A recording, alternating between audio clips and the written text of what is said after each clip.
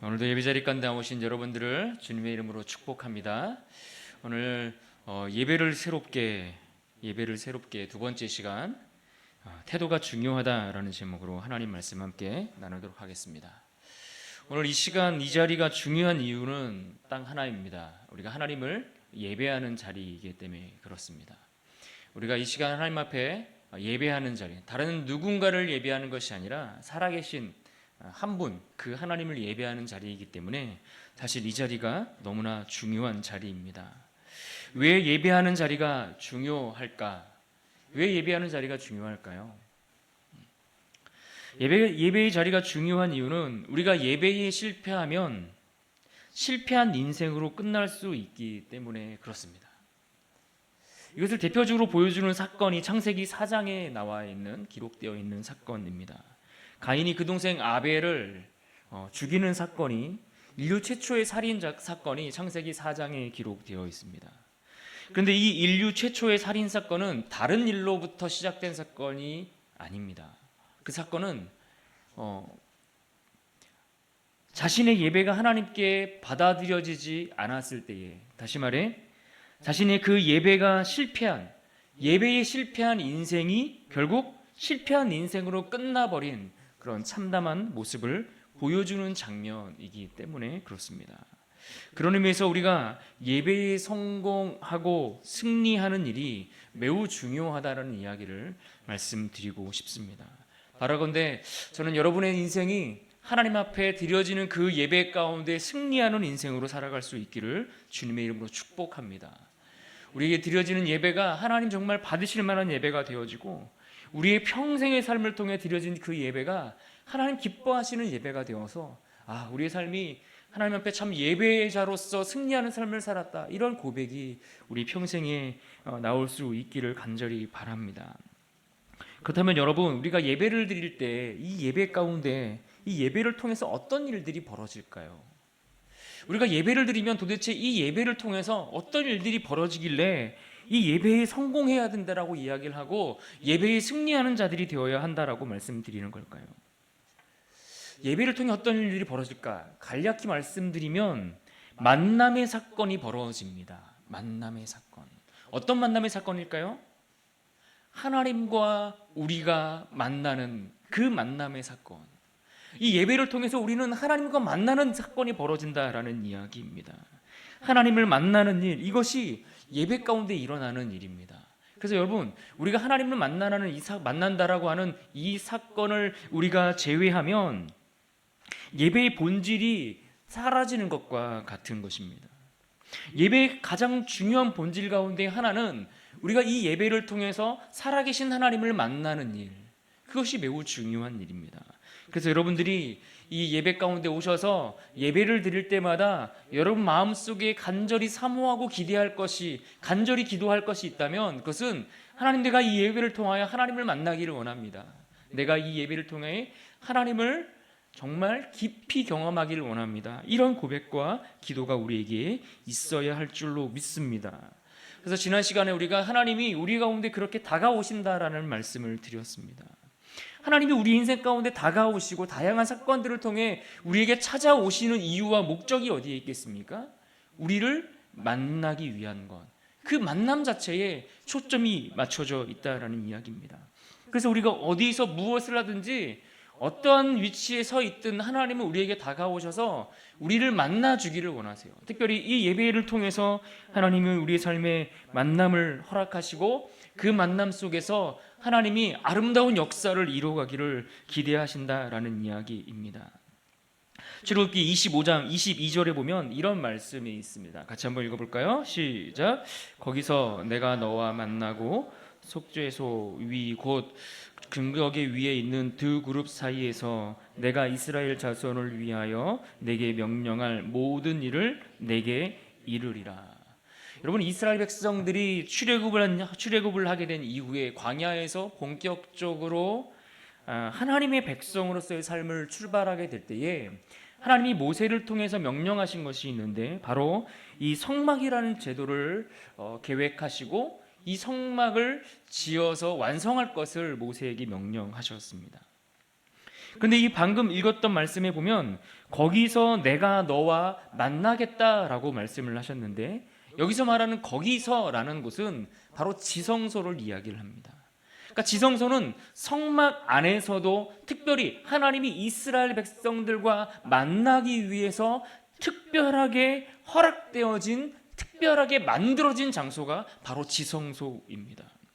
하나님은 그곳에서 하나님이 택한 그 백성들을 만나 주시겠다라고 그렇게 말씀을 하셨습니다. 우리를 만나서 무엇하려고 하시겠다는 겁니까? 방금 읽었던 말씀 속에서 내가 이스라엘 자손을 위하여 내게 명령할 모든 일을 내게 이루리라. 하나님은 만남을 통해서 우리에게 하나님의 말씀을 우리에게 명령하시겠다라고 이야기하고 있습니다. 루터가 이런 말을 했습니다. 하나님은 말씀을 통해 우리에게 말을 걸고 우리는 기도와 찬양으로 하나님께 말한다. 하나님은 말씀을 통해 우리에게 말을 걸어오시고 우리는 기도와 찬양으로 하나님께 말을 한다. 그러니까 예배에 대해서 루터가 이와 같이 이야기를 했다라는 이야기입니다. 그러니까 우리가 예배를 통해서 하나님과의 만나는 그 만남의 사건이 이루어지는데, 그 만남의 사건을 통해서 그 만남을 통해 하나님이 우리에게 말씀하시는 겁니다. 그리고 우리는 그 말씀을 하실 때 그 말씀을 들으면서 그 말씀 앞에 응답합니다. 기도로, 찬양으로 응답하고 반응합니다. 이것이 우리에 드려지는 예배입니다. 그래서 성경에 등장하는 믿음의 사람들의 삶을 추적해 가보면 그들은 저들의 삶 속에 늘 예배하기를 힘쓰는 이들의 모습을 우리는 자주 발견할 수가 있습니다. 그래서 아브라함의 삶도 보면 그의 삶의 자리를 옮겨갈 때마다 그는 그 옮겨진 그곳에서 단을 쌓고 하나님 앞에 예배를 드렸습니다. 야곱의 인생에서 가장 잊지 못할 장소를 꼽으라고 한다면 그 장소는 하나님 앞에 예배 드렸던 장소였습니다. 다윗 왕의 또 다른 별명이 있다면 그는 예배자라는 별명을 가지고 있었고, 솔로몬은 예배를 통해 지혜를 얻은 왕이었으며, 예수님은 영과 진리로 예배하는 사람을 우리 하나님이 찾으신다라고 말씀해 주셨습니다.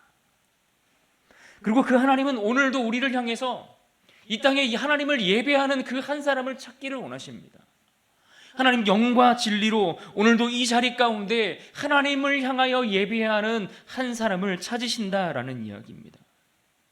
그래서 하나님, 우리가 어떤 상황 속에서도 이 하나님을 예배하는 일, 그 예배하는 일을 중단하지 않고 멈추지 않고 우리의 예배가 계속되기를 하나님이 기대하고 원하신다라는 이야기입니다.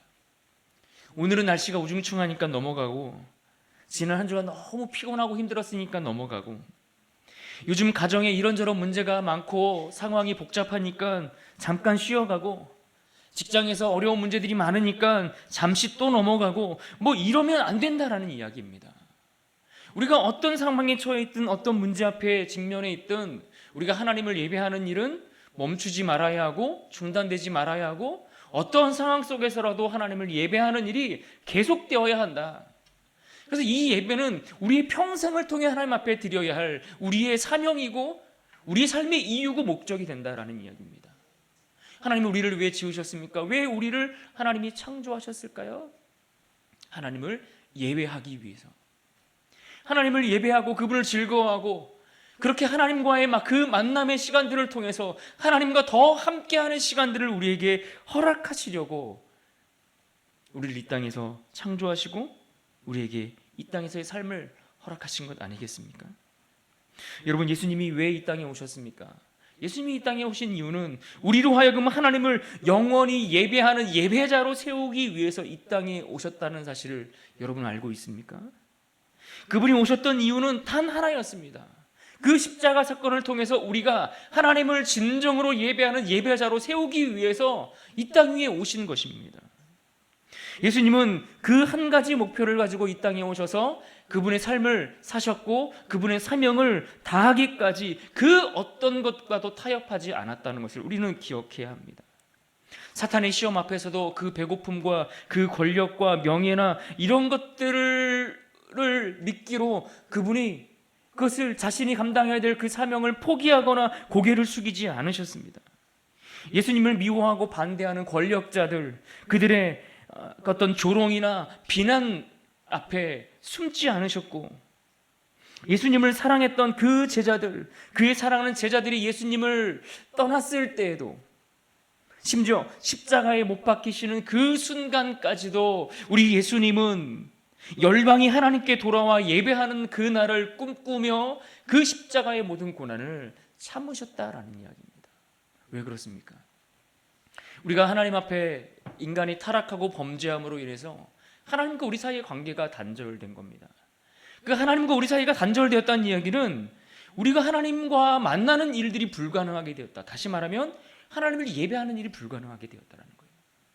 인간은 하나님을 예배하는 그 일들을 통해서 하나님의 그 부어주신 은혜 가운데 체험을 얻고 그 힘을 가지고 살아가야 되는데, 하나님과의 단절 속에서 하나님을 예배할 수 없게 되니까 그 영혼이 늘 고나고 상한 상태로 살아가는 겁니다. 점점 그 영혼이 메말라가고 그 영혼이 어둠을 향해, 죽음을 향해, 사망을 향해 쫓겨가게 되어 있는 겁니다. 그래서 예수님이 이 땅에 오셔서 그 하나님과 우리 사이에 단절된 그 관계를 연결시키시고 친히 그 다리의 역할을 해주시는 역할을 감당하시면서 우리로 하여금 하나님과의 그 만남이 가능하도록, 다시 말해 우리로 하여금 하나님을 예배하는 그 일들이 다시 시작되고 회복될 수 있도록 그 일을 위해 이 땅에 오셨다라는 이야기입니다. 그래서 하나님은 우리로 하여금 예수님을 통해서 하나님의 자녀 삼아 주시고, 하나님의 자녀된 우리로 하여금 하나님을 예배하기를 그렇게 기대하고 오늘도 바라신다라는 이야기입니다. 그래서 예수님이 그 사명을 감당하시고 그 삶의 마지막 순간에 정말 확신에 찬 한마디를 던지셨는데, 이것이 요한복음 19장 30절 말씀, 다 이루었다라고 하셨던 이 말씀이었습니다. 내가 이 땅 위에 하나님의 백성들을 택하여 저들로 하여금 하나님을 예배하기를 바라는 그 일을 위해 내가 그 사명을 다 이루었다라고 주님은 말씀하시는 것입니다. 다시 말해 우리로 하여금 이제는 하나님을 다시 예배할 수 있는 길을 열어주셨다라는 겁니다. 우리가 어떤 상황에 있든지 어떤 문제 앞에 서 있든지 우리가 하나님을 언제든 예배할 수 있도록 예배할 수 있는 그 길을 다시 회복해 주셨습니다. 그러므로 여러분, 우리가 어떤 상황에 있든지 하나님을 예배하기를 힘쓰십시오. 여러분이 어느 곳에 머물든지 하나님을 예배하는 그것을 잊지 않기를 원합니다. 내 감정과 상관없이 하나님을 예배하는 것입니다. 내 문제가 아무리 커도 하나님을 예배할 수 없는 것이 아니라 아무리 크다 할지라도 하나님을 예배할 수 있습니다. 우리 주님이 그 길을 열어주셨습니다. 그러므로 여러분, 가정에 문제가 있을지라도 혹 우리의 삶의 인생의 무게가 무거우면 무거울수록 더 하나님 앞에 예배하기를 힘쓰십시오. 거기에 인생의 해답이 있고 거기에 문제를 풀어갈 수 있는 열쇠가, 그 길이 그 안에서 발견되는 줄 여러분 믿으시기를 바랍니다. 하나님, 그래서 우리가 여러분이 살아가는 그 평생 동안에 여러분의 입술을 통해서 고백되어지는 그 고백에 그 예배를 받기를 기뻐하시고 원하십니다. 내 문제 앞에 그 문제보다 크신 하나님을 향하여 경외할 때에 나의 삶의 그 인생의 무게보다 더 무거우신 그 하나님 앞에 온전한 마음으로 찬양과 그 고백을 올려드릴 때에 하나님은 우리가 감당할 수 없는 그 인생의 무게를 능히 대신 짊어져 주시는 줄 믿으시기 바랍니다.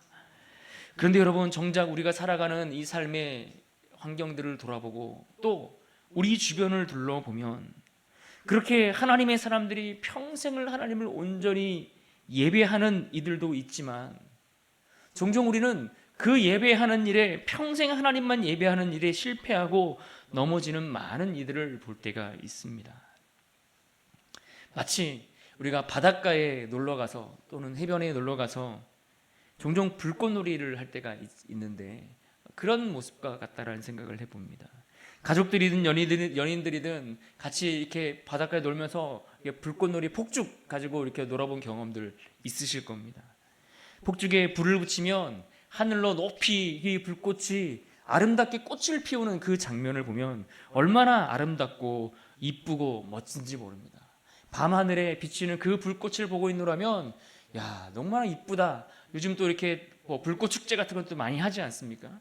그런데 간혹 우리가 그 불꽃 축제를 위해서, 불꽃놀이를 위해서 폭죽을 불에 붙여서 분명 터뜨렸는데 앞서 나왔던 그 불꽃들처럼 화려한 꽃을 피우고 올라가는 것이 아니라 그저 픽 하는 소리와 함께 아무 일도 일어나지 않는 그런 일들을 여러분 목격하신 일들이 있을 것입니다. 분명 불꽃은 아름답게 피어올라서 폭죽은 그 하늘을 위해 멋있게 불꽃을 꽃피우며 그렇게 아름다움을 뽐내야 되는데 그저 픽 소리와 함께 아무 일도 벌어지지 않는,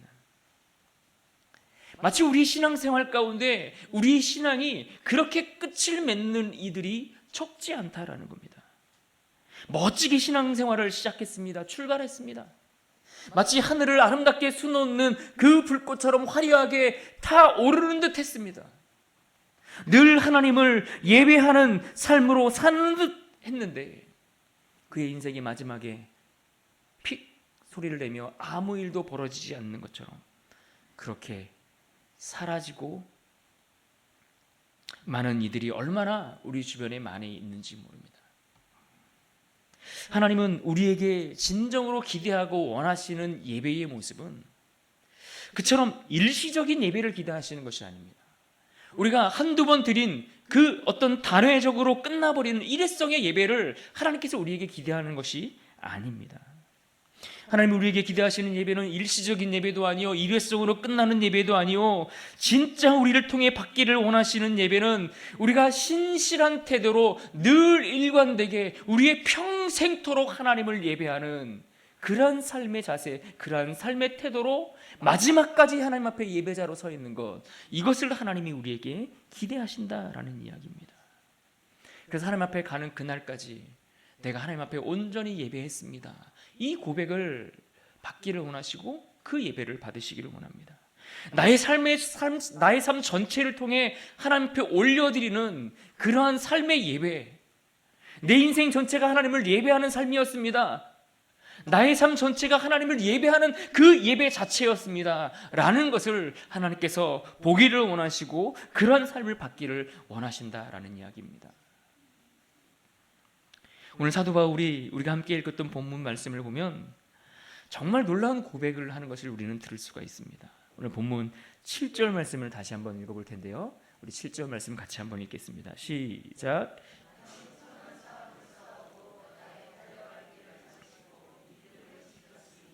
아멘. 제가 다시 한번 공독해 올립니다. 나는 선한 싸움을 싸우고 나의 달려갈 길을 마치고 믿음을 지켰으니. 여러분, 이 바울이 드린 이 고백은 바울의 인생 초기에 올려드렸던 고백이 아닙니다. 그가 예수님을 믿고 예수님을 영접하고 막 뜨거워져서 그 당시에 하나님 앞에 올려드렸던 그 고백이 아닙니다. 오늘 본문 앞에 6절 말씀에 보면 이렇게 말합니다. 전제와 같이 내가 벌써 부어지고 나의 떠날 시각이 가까웠도다. 무슨 말입니까? 바울은 지금 자신의 삶이 얼마 남지 않았다는 것을 직감했습니다. 아, 내가 이제는 곧 하나님의 부르심을 받고 세상을 떠나겠구나, 이것을 그가 느끼고 있습니다. 이제는 자신의 삶이 거의 끝에 다 왔음을 직감하면서 지금까지 살아왔던 자신의 인생을 되돌아보며 나의 삶이 어떠한 삶이었는지를 되돌아보며 확인하고 그렇게 회상하며 하나님 앞에 고백하며 올려드렸던 내용이 바로 이 말씀, 나는 선한 싸움을 싸우고 나의 달려갈 길을 마치고 믿음을 지켰으니. 여러분, 이 고백이 얼마나 멋진 고백입니까? 인생 마지막 때에 내가 하나님 앞에 이렇게 살았습니다 라고, 나의 믿음을 지켰습니다 라고 고백하고 있는 이 고백, 너무나 멋있지 않습니까? 여기서 그가 선한 싸움을 싸웠다라고 하는 이 표현은 우리가 그냥 쉽게 이야기하면은 군인들이 싸우는 어떤 그런 싸움을 연상시킬 수가 있지만, 사실 그 이후에 이어지는 달려갈 길이라고 표현된 모습들을 생각을 해보면 이것은 그가 지금 자신의 인생을 마치 운동 경기에서 특별히 경주하는 그 경기, 운동 경기에 비유해서 이것을 가리키고 있다는 것을 우리가 생각해 볼 수 있습니다. 긴 마라톤과 같이 너무너무 지루하지만, 그리고 고되지만, 그러나 먼 길을 달려가야만 하는 그 경주에 자신이 살아왔던 인생을 거기에 비유해서 말씀하고 있습니다. 바울이 다메섹 도상에서 예수 그리스도를 인격적으로 만났습니다. 그는 예수 그리스도를 믿는 사람들을 핍박하고 교회를 핍박하고 하나님을 대적하는 자들로 그러한 하나님을 믿는 사람들을, 예수 그리스도를 믿는 사람들을 잡으려고 가는 그 길에 예수 그리스도를 오히려 만난 겁니다. 부활하신 주님을 그가 인격적으로 만났습니다. 비록 그가 그 전에는 하나님을 대적하는 자로 살았지만, 그러나 그가 주님을 온전히 만난 그 이후로는 단 한 번도 그의 삶을 되돌아가지 않았음을 우리는 기억해야 합니다. 그가 주님을 믿기로 선택하고 주님을 따르기로 결정한 이후 그의 삶은 뒤돌아보는 삶을 살지 않았다는 이야기입니다. 그 이후로 그의 삶은 오직 주를 향해 헌신과 수고와 그 힘듦을 감내하며 또 그 고난의 시간들을 인내하며 살아갔던 그러한 시간들이었음을 우리는 보게 됩니다. 지금도 여러분, 우리 바울이 전도했던 그 길들을 찾아서 한번 가보십시오. 교통도 온전치 않았던 당시에 어떻게 이 길을 수십 킬로, 수백 킬로미터에 가까운 그 거리들을 걸어서 또는 그 배를 타고 오로지 그 복음을 위해 이 길을 걸어갔을까? 우리의 상상을 초월할 수 없는, 우리 상상을 초월하는 그의 인생의 삶을 한번 되돌아보십시오. 또 그의 삶에 얼마나 어려움들과 환난들이 있었는지 그는 고린도후서 11장 23절 이후에 이런 고백들을 합니다. 23절에 보시면 내가 수고를 넘치도록 하고 옥에 갇히기도 더 많이 하였고 매도 수없이 맞고 여러 번 죽을 뻔했으며, 또 24절에 이렇게 말합니다. 유대인에게 40에서 하나 감한 매를 5번 맞았으며. 그러니까 유대인들은 그 매를 때릴 때에 여기 표현이 40에 하나를 감했다라고 했거든요. 그러니까 40대까지 치면 이 사람은 죽는다, 이런 생각들을 사람들은 했어요. 그래서 바로 죽기 전까지 때리는 것을 40에 하나 감한 매라고 그렇게 표현하는 겁니다.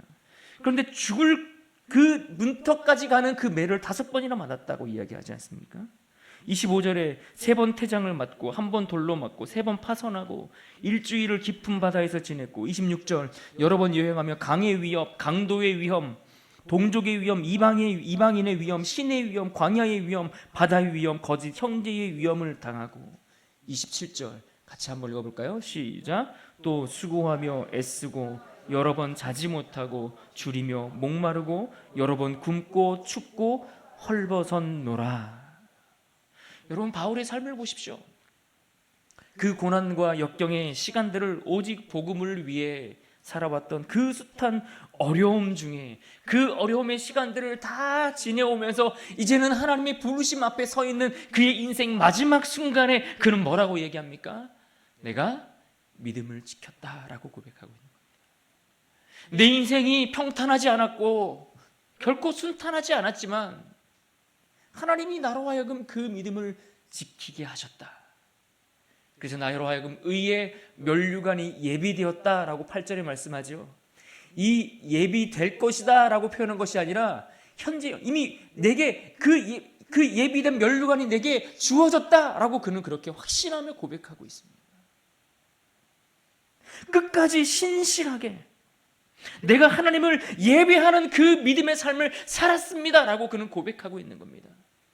내가 하나님을 예배할 수 없는 환경이 있었고 내가 하나님을 경외할 수 없는 상황들이 내 인생 가운데 수없이 반복되고 되풀이되고 나의 인생 앞에 찾아오고 또 찾아왔지만 하나님, 내가 하나님을 예배할 수 있었습니다.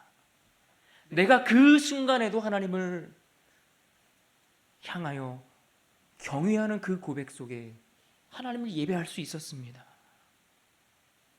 여러분, 이것이 사도 바울의 마지막 고백이었습니다.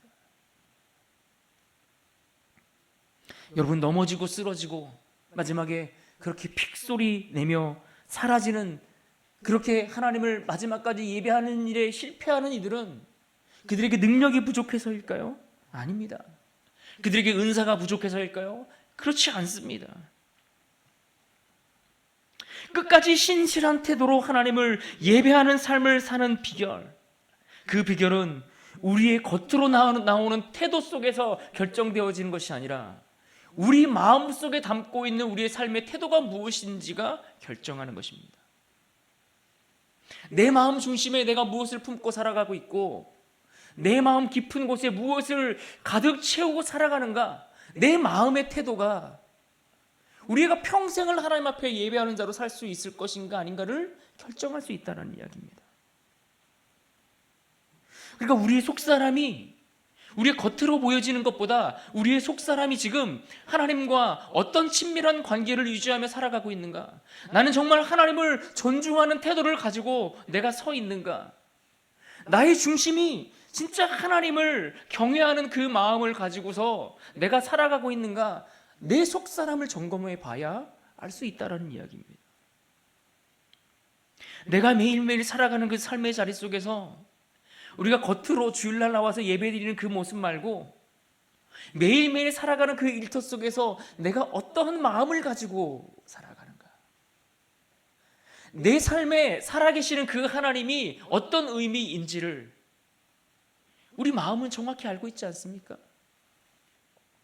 내가 하나님을 얼마나 가까이 하려고 애쓰는지, 내가 하나님을 얼마나 사랑하는지, 내가 주의 말씀을 얼마나 지키려고 애를 쓰는지, 여러분 정직히 내 마음은 분명히 알고 있습니다. 내 마음의 태도가 하나님 앞에 어떠한지 분명히 알고 있습니다. 그런데 그 태도가 우리 인생의 그 마지막을 결정지을 수 있다는 겁니다. 그래서 여러분 솔로몬이 뭐라고 권면했습니까? 잠언 4장 23절에서 이렇게 우리에게 권면했습니다. 같이 한번 읽을까요? 시작. 모든 지킬 만한 것 중에 더욱 내 마음을 지키라. 생명의 근원이 이에서 남이니라. 모든 지킬 만한 것 중에, 그러니까 지킬 만한 것 중에, 이렇게 하니까 지킬 만한 것들 중에서가 아니라 이 말의 정확한 의미는 그 무엇보다입니다. 그러니까 그 무엇보다라는 것은 모든 것을 포함해서 모든 것을 거기에 다 끄집어 와서 다 그것을 포함시켜서 그 모든 것들 중에서도 가장 중요한 것이 이것이다 라고 솔로몬이 이야기를 했다는 겁니다. 솔로몬이 어떤 삶을 살았던 사람입니까? 세상의 부귀 영화와 그 좋은 모든 것들을 다 누려보았던 왕 아니었습니까?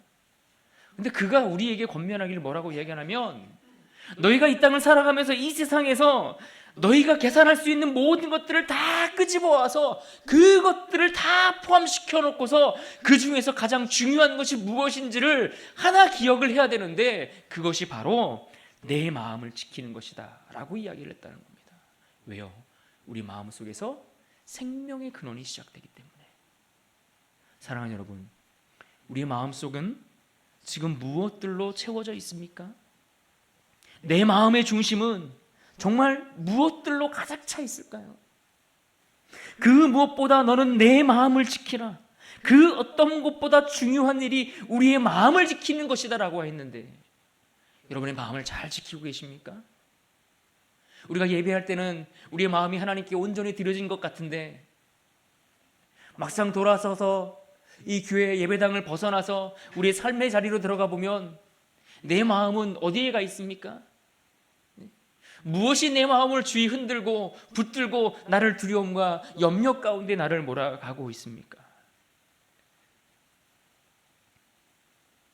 하나님을 섬기기로 결정한 우리의 마음이 변치 않기를 우리 하나님은 기대하십니다. 우리 마음 중심에 하나님을 내가 섬기기로 결단한 그 결심이 흔들리지 않는 삶을 살아가기를 우리 하나님은 기대하십니다. 나의 마음의 태도를 하나님께 결정하는 겁니다. 하나님께 고정하는 것입니다. 나의 마음의 중심을 하나님께 온전히 고정시켜서 일평생 하나님 앞에 예배의 자로 서기를 다짐하고 결정하고 그것을 위해 나의 삶을 드리는 겁니다. 그러니 여러분, 우리가 평소에 말씀 보지 않고 기도 생활하지 않으면서 나는 괜찮다라고 이야기하는 건, 여러분 이것은 말도 안 되는 일인 겁니다. 어떻게 우리가 하나님의 말씀을 가까이에서 하지 않고 기도하지 않으면서 하나님 앞에 나는 예배자로 사는 일에 아무 문제 없다라고 우리가 이야기할 수 있겠습니까? 여러분 보십시오. 여러분이 하루의 직장 생활을 하든 하루의 가정 생활을 하든 하루의 학교 생활을 하든 그 하루의 삶 속에 우리를 뒤흔들고 우리를 유혹하고 우리를 흔들리게 만드는 사건 사고들이 얼마나 많습니까? 당장이라도 내가 하나님을 등지고 하나님으로부터 내 고개를 돌릴 만한 그런 일들이 우리 주변에 얼마나 많이 있냐라는 거예요. 하나님의 말씀을 보지 않고 기도하지 않으며 괜찮다라고 이야기하는 것, 때로는 이것을 우리가 자랑하듯이 막 이야기하는 것을 보면 여러분 이것은 하나님 앞에 참 죄송스러운 일인 겁니다. 우리가 그렇게 하지 않으면서 내가 하나님 앞에 괜찮다라고 이야기하는 것은 어쩌면 하나님 앞에 교만한 모습일 수 있습니다. 말씀도 시력이 허락하는 동안에만 볼 수 있는 겁니다. 우리가 그때를 놓치면 하나님의 말씀을 볼 수 있는 시기도 놓칠 수가 있는 겁니다. 손가락에 힘도 있어야 말씀을 쓰는 것 아니겠습니까? 기억력도 허락될 때에 하나님의 말씀을 암송할 수가 있는 겁니다. A.W. 토저 목사님이 그분의 책에서 이와 같은 이야기를 했습니다. 우리가 하나님을 존경하지 않는다면 그분을 예배할 수 없다. 우리가 하나님을 크신 하나님으로 크신 하나님으로 본다면 우리의 예배는 살 것이고, 하나님을 작은 하나님으로 본다면 우리의 예배는 죽을 것이다. 무슨 말입니까? 하나님을 어떤 분으로 우리가 인정하고 고백하는지 내 마음의 태도가 결국 우리의 예배를 결정한다라는 이야기입니다. 예배는 앞서 말씀드렸던 것처럼 일회성 한두 번의 예배가 아니라 우리의 삶의 전체가 하나님 앞에 드려지는 예배라고 말씀드렸습니다. 그러니까 내가 하나님 앞에 살아가는 우리의 중심과 태도가 어떠한 태도로 내가 하나님을 인정하고 바라보고 생각하느냐가 우리의 삶을 통해 드려지는 그 모든 예배의 성패를 가름한다라는 이야기입니다. 여러분, 우리의 예배를 받으시는 분이 누구입니까? 한 분입니다. 예배라는 연극을 무대 위에 올린다고 생각해 보면 그 연극의 관객은 유일한 한 분, 하나님이신 겁니다. 그 하나님 한 분을 위해 아름다운 예배의 삶을 살아가는 겁니다. 그 예배를 받으시는 분은 오직 하나님 한 분이시기 때문에 그분 앞에 내가 어떠한 자세와 어떤 태도로 이 예배를 올려드릴 것인가, 이 공연을 올려드릴 것인가, 여러분 이것을 생각하셔야 되는 겁니다. 여러분, 여러분의 삶을 통해 하나님이 받으실 만한 예배를 위해 힘쓰고 있습니까? 그렇다면 내 중심을 점검하고 내 중심을 확인하는 그 작업부터 하셔야 할 것입니다. 내가 진짜 내 마음 깊은 곳에서 하나님을 경외하고 하나님을 존중하고 하나님을 존경하는 마음이 없다면 우리는 예배에 성공할 수가 없는 겁니다. 하나님을 크신 하나님으로 보지 않는 이상 그 크신 하나님이 우리에게 하실 일들을 기대할 수가 없는 겁니다. 사랑하는 여러분, 나의 태도를 분명히 하나님 앞에 세워가실 수 있기를 부탁드립니다. 우리 주님이 우리에게 이 믿음의 길을 걸어가도록 시작하셨다면 우리에게 기대하는 바가 무엇이겠습니까? 얼마나 이 세상에서 우리가 많은 일을 하고 왔는지 이런 걸 기대하실까요? 내가 이 땅을 살면서 얼마나 많은 부를 누리고 있는 부자였는지, 얼마나 많이 배웠는지, 얼마나 사람들에게 유명해져서 나의 이름을 알리고 왔는지 이런 걸 기대하실까요? 아닙니다. 하나님이 우리에게 기대하시는 것은 딱 한 가지입니다. 마지막까지 신실하게 하나님을 예배하는 자로 살아가는 것. 여러분, 이것을 하나님이 기대하지 않겠습니까? 그러므로 사랑하는 여러분, 우리가 이것에 인생의 초점을 잘 맞췄으면 좋겠습니다. 여러분이 세상에서 사업도 잘 하셨으면 좋겠고, 직장 생활도 잘 하셨으면 좋겠고, 우리 가정도 축복받아서 물질적으로도 우리 자녀들에게 있어서도 많은 형통함들이 있었으면 좋겠습니다. 그러나 그 모든 것들이 있기 전에 우리는 하나님을 예배한다, 이 한 가지에 우리 삶의 포커스를 잘 맞추면 좋겠습니다. 내가 마지막 그 순간까지 하나님을 예배하는 자로 나는 살겠다. 여기에 우리의 중심의 태도를 분명히 세워갈 수 있기를 바랍니다. 사도 바울이 고백한 그 고백을 다시 보십시오. 나는 선한 싸움을 싸우고 나의 달려갈 길을 마치고 믿음을 지켰으니.